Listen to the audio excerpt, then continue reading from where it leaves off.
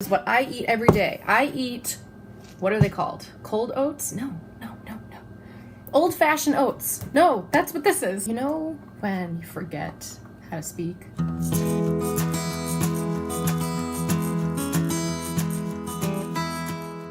Breakfast is a really important time of day.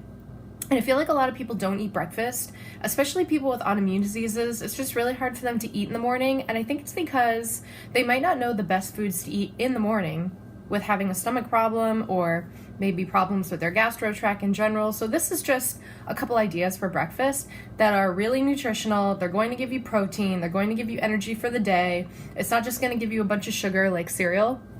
And it's also going to be low soluble. How do I explain this? It's not about energy. Low solubility means that the food will break up in your system easier than, say, a fibrous food, and it won't irritate your system as much. So usually if you're struggling with your Crohn's disease or you're flaring, they recommend a low soluble diet because the food doesn't take as much energy and it doesn't take as much toll on your system trying to digest the food because it digests easily already.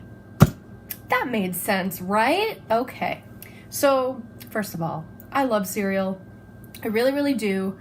But I don't eat cereal anymore, and this is coming from a person who ate cereal literally every morning for like 25 years. I recently stopped eating cereal a couple months ago, and let me tell you, it was like hard the first day because I just like having milk and cereal. I'm like an 8-year-old. I just like it.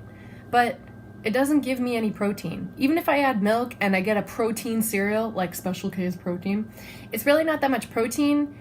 And let's be honest, the serving size on cereal is like this big. Okay, like we all eat like this much of cereal, but the serving size is like this big. So you're eating like 3 times more than you really think you are. So you don't want to do that. So here is my first recommendation. If you're the kind of person that really likes to eat something that's like crunchy or something that has like something that's easy and something that you can put whatever you want on it, I recommend Ezekiel bread. Now, where I'm from, Ezekiel bread is really popular, but there might be other kinds of sprouted breads near you that are, something that you'd like to try. This is something that's really easy to find. You don't have to go to a Trader Joe's or a Whole Foods or anything like that. I can get this at Hannaford's, which I don't know where you are when you're watching this, but Hannaford's is local in Massachusetts. And that's a low soluble kind of food because it does have fiber in it, but it's not going to irritate your system as much as, say, a whole grain bread. If you want, you can put peanut butter on it. I always recommend natural peanut butters, especially for people who have autoimmune diseases. You know that there's less ingredients in it, and I don't know, I just feel like if you have an autoimmune disease, you should be looking at all the labels of everything that you eat, because if you eat something that has a ton of ingredients in it, just remember that's going to go through your body, and there could be ingredients in that are going to irritate your system. I am talking so fast right now. I need to just slow down. I recommend anything natural. I mean, this is just one of like dozens of natural peanut butters out there. I just like the flavor of this one, and I also like that it does have a little bit of the oil on top, but you're gonna mix it up, but that's normal for a natural peanut butter. But I really like this one because it does have healthy omegas in it, and I have a somewhat severe shrimp allergy, and there's a lot of other foods in like the fish category that I'm sensitive to, so I can't really get omega-3s. Or you can do jelly, or you can do cinnamon with like a little butter. Okay, I'm not gonna tell you how to make toast. All right, the next thing that I'm gonna talk about is what I eat every day. I eat, what are they called? Cold oats? No. Old-fashioned oats. No, that's what this is. You know when you forget how to speak? Overnight oats. There we go. I eat overnight oats using old-fashioned oats. So overnight oats are really, really popular now, and they're all over the internet, and they're all over, what's that website? What's that app? Pinterest? Yeah. There's a million recipes. Let me tell you, I've tried a few, and they're not bad, but some people go crazy to make these like overnight oats that almost look like a tiramisu cake, and I'm like, nobody has time for that. So I'm gonna tell you a realistic way to make overnight oats that's actually really good and wicked easy. And if you want, at the end of this video, I'm gonna show you clips of me last night making the overnight oats, and I make 5 breakfasts at a time so that for 5 days I'm set on breakfast. So if you want, at the end of this video, you can just like fast forward and go see what it looks like. So what I like about it is that it's really easy. Just pull it out of the fridge and you can add whatever you want to it. I want it to taste good and I want it to have protein. And I want it to be not high in sugar. That's basically what I'm looking for. So basically what I do is I prepare this with a little bit of water, a little bit of milk maybe sometimes, and then I add chia seeds. Oh, I forgot to show my chia seeds. I'll show them. Nativa. I use the Nativa chia seeds. Don't be afraid of chia seeds, by the way, if you have Crohn's disease. If you eat these the right way, they will not harm your system. I guarantee. If you eat these how they are, it's not good. Or if you put them in water, they actually turn into like this kind of I don't know what the consistency is, but it's kind of like a pudding, but this will not irritate your system if you eat it the right way. And the right way to eat these is to put them in something wet. So I mix these two together just a little bit. And like I said, in the video, you can see how much, but I mix them together and I let them sit overnight and they actually expand. And you look at the bowl and you're like, that's not a lot of food. But when you wake up in the morning and you look at it, it's absorbed most of the water or the milk. And it really does have a lot of nutrients in it, and it's very filling. But what I like to do is I like to add flavor because it basically tastes like nothing. This is called monk fruit in the raw, and this is literally the fruit. And this is a sweetener that they extract from it. It's all natural. And this actually, in my opinion, tastes so much better than any of those Truvia, stevia. It actually tastes real. And they're these little tiny little... It almost looks like somebody took the darkest dark chocolate you could and like banged it up into tiny little pieces. I guess that's what a nib is. But this is really, really dark, almost like butcher's chocolate worthy, quality worthy. What am I saying? I add this in as like a little crunch to my oatmeal because some people might not like that oatmeal consistency. I add this as like a little crunch, and there really isn't a lot in here. There is fat, but I mean, you need fat in your diet, and it has protein in it. And it's pretty low in calories, but I only add a sprinkle. Like I add in maybe 1/10 of what this is calling for. Like the serving size for this is 3 tablespoons. I use barely a tablespoon in the morning. I just sprinkle it in. I keep shredded coconut around. I'm not like a huge fan of shredded coconut by itself, but if it's mixed in with something or like mixed in with a dark chocolate, it's really, really nice, especially if you like, what are those things called? Almond bars? No, wait, what am I saying? Almond Joys. If you like Almond Joys, you can make this little combo and it'll taste like an Almond Joy. Another thing I recommend is dry peanut butter. This is one of the many dry peanut butter brands out there. It has less fat in it. They basically take the peanut, and they squeeze all of the excess stuff out of it. This I actually do sprinkle in my overnight oats in the morning. So in the morning, I'll sprinkle this in, I'll mix it up, and I might add like a smidge of water to my overnight oats to maybe, because it gets really thick, but I add this to my oatmeal in the morning because it's fresh, and it makes my oatmeal taste really, really good. I add a little bit of cinnamon to it just because there's health benefits, but you can actually make a really nice recipe with your overnight oats. If you're a cinnamon person, you can do some nuts in it, some cinnamon.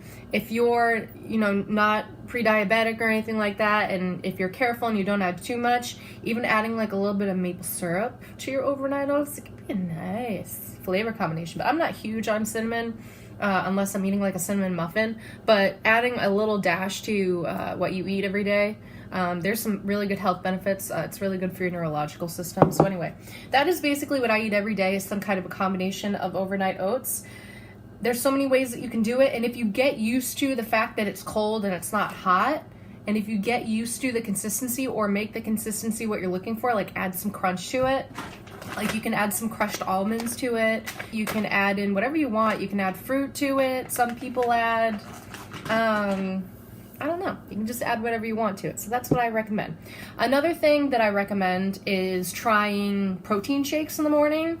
I personally don't like the sound of a protein mixer in the morning. I'm not really that functional in the morning. I like to pull something out of the refrigerator, shake something on top, and then eat it. So smoothies is great, and I can tell you so many ideas for smoothies in another video. Smoothies that will not irritate your gastro tract, by the way. I've tried everything, and I finally found 2 protein products that I really like. I'll show you it. I'm not going to show you how I make the smoothie or anything, but this is the current protein that I'm using right now. I used to use another one that was called Organic or Organ or something. It's off Amazon, but this is my favorite one right now. It's a little bit more expensive, but I have Amazon Prime, So I get like the 15% off my subscription because I get it every month. But this is really good because it's vegan. And if you have Crohn's disease or IBS, they really don't recommend you using whey proteins, even though whey proteins are really good for you and they are the cheaper of proteins. It's just harder for your body to digest. So I like the plant-based ones. I just feel like they don't irritate my system as much, and they don't taste like a plant, by the way. Like, that's made of broccoli, but it doesn't taste like broccoli. It tastes like vanilla. I'm gonna make like some kind of recommendations. So my kind of recommendation are eggs. Here's the thing: a lot of people who have Crohn's disease or IBS, and I feel like I've said that 1,000 times, they have sensitivity to eggs. I personally, I can't eat eggs by themselves. I can only eat eggs if they are cooked into something or if they are baked into something. I can't eat scrambled eggs or sunny side up eggs or an omelet. I will get physically sick from it. My body just does not digest it. I don't know if that's an allergy or if that's part of the Crohn's, because I have been tested for allergies within the past 6 years and eggs didn't show up, but I don't know if they actually tested me for eggs. But you would think if you go to an allergist for the first time, when they test you for eggs, do you have to ask? I don't know. That just seems like something obvious that they would prick me with. They pricked me with like 20 things. Something that I do not recommend in the morning is meats. I do not recommend you eating sausage or bacon in the morning, at least on a daily basis. You can eat bacon and sausage on like a day, you know, like a special day, but bacon and sausage, they're very acidic in your body and they can actually create a lot of acid reflux. And I just don't recommend you eating them in the morning. You can eat them in the afternoon, but there's just something about the acidity that's in them that's just not good for your body in the morning, especially for somebody that has inflammation. So I just don't recommend those. I never feel good after eating bacon or sausage in the morning. And a lot of people I know can't even digest bacon. Like, they taste it all day. Sausage, not as much. But a lot of people just have sensitivities to those, so I wouldn't recommend that all the time, or I wouldn't recommend getting them in those breakfast sandwiches all the time. They just don't digest well with you. They aren't something that's considered low soluble. You know, it's a meat. It takes a lot of energy for your body to break it up, so I just wouldn't recommend it. You know, the point of this video is so that you know things that are easy for your body to digest because your body is already inflamed. So don't put something in there in the morning like bacon on a daily basis, because it's not going to, you're not going to be helping your body. You're going to be pushing it to its limit, even though bacon is delicious, but you don't want to do that to yourself every single day. So I'm gonna leave this with talking about fruit and juices. Fruit and juices, you gotta kind of make your own decision about them. I love eating fruit in the morning, but sometimes I regret it because it doesn't mix well, because I'm a coffee drinker. I drink a little bit of coffee in the morning.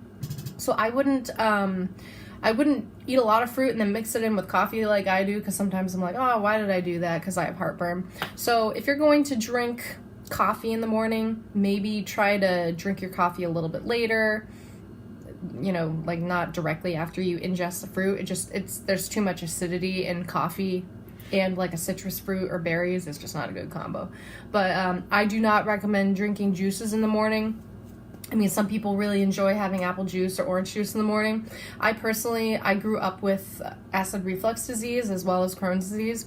And just thinking about orange juice just like makes my stomach start to like breathe fire. So I just don't recommend juices in the morning because they do create a lot of acidity in your stomach.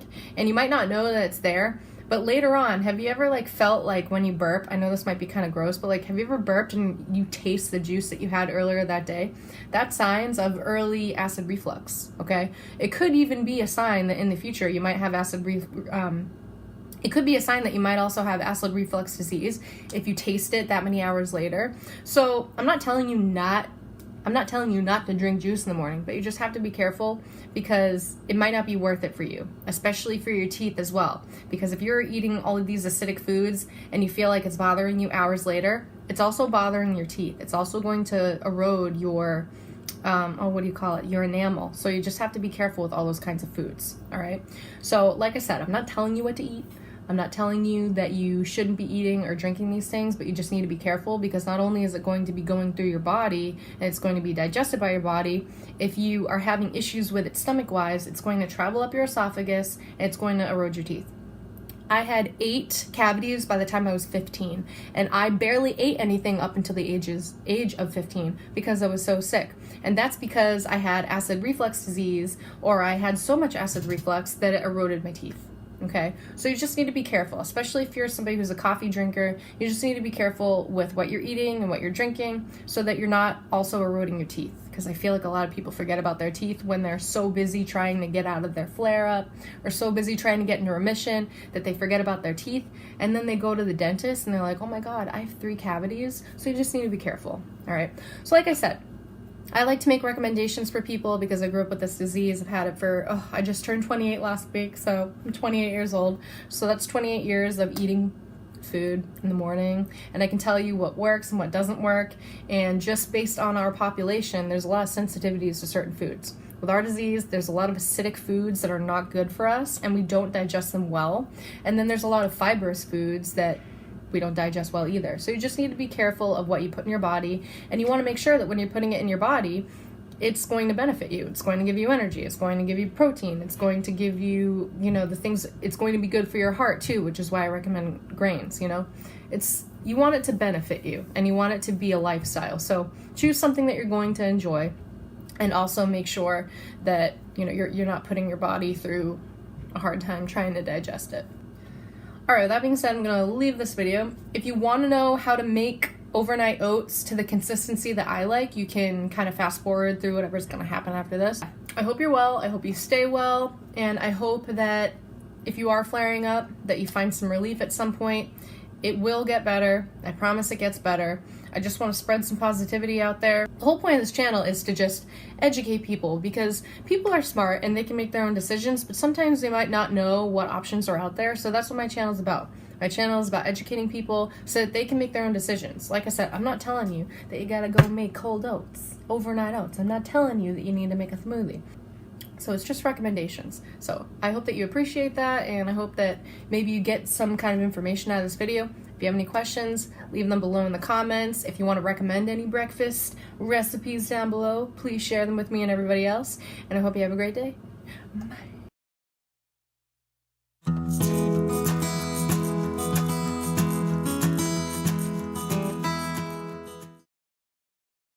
Even add yogurt to your overnight oats. I'm actually going to add some Greek yogurt to mine, and that adds more protein to it. So like I said, I need to eat at least 20 to 30 grams of protein in the morning to get my body going, or else I'm going to be hungry an hour later and I get hangry. Okay, I'm a teacher and I need food in my body, or I'm going to get hangry, and no one likes a hangry teacher.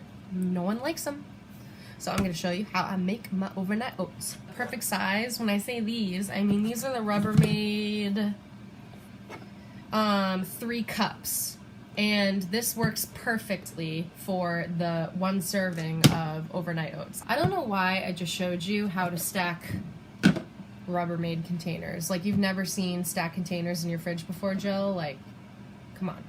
You don't need a lot of overnight oats. In fact, I barely use a half a cup, okay? So this is just barely a half a cup. And the reason why you really don't need a lot is because overnight oats, they're going to absorb. Like, oatmeal is going to absorb and it's going to get bigger anyway.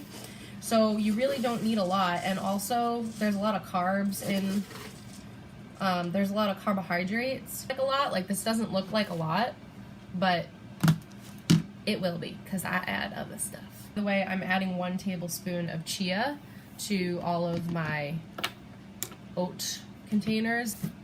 Like I said, protein powders, you can add them in, because if you add to your overnight oats, you really don't taste the protein powder that much. I like vanilla protein powders because they're pretty bland, and you're not really going to taste the protein powder very much.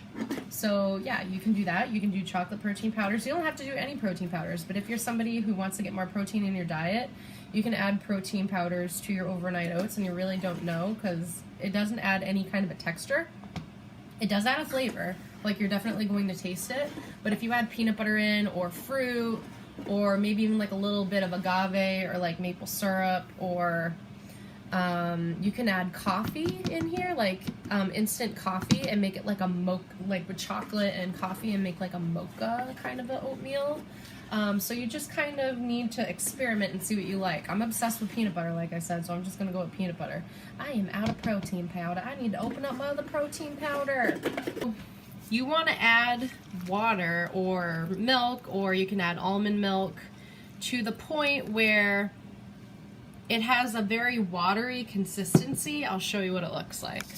So you want to add water until the water is just over the dry ingredients. And then what I like to do is I mix it up. Where is it? With a whisk. And this is just like a baby whisk that I got from a bridal shower or a baby shower or something.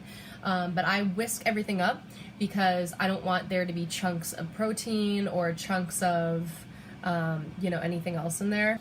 So this is the consistency that you're going for. The only reason why these look green, by the way, is because my protein powder is made of plants, so it does have a green kind of a hue to it. But you can see the chia in it. It kind of just looks like poppies. And overnight it will absorb and it'll be nice and thick in the morning, and I can add my toppings. And I have made 4 of these for the week. Woohoo!